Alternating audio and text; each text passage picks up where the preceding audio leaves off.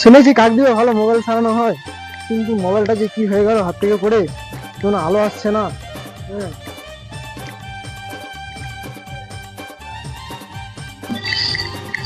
সত্যি ইলেকট্রিক।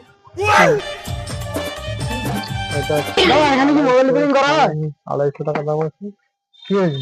হ্যাঁ দাদা, মোবাইলটা ভেঙে গেছে হাত থেকে পড়ে, ক্যামেরার কাঁচগুলো ভেঙে গেছে, এখানে কি মোবাইল রিপেয়ারিং করা হয়?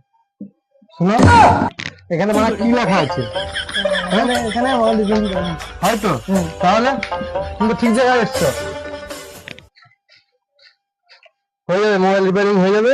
ঠিক আছে, ওখানে যাও, ওখানে গিয়ে মোবাইলটা দাও, এক্ষুনি ছাড়িয়ে দেবে।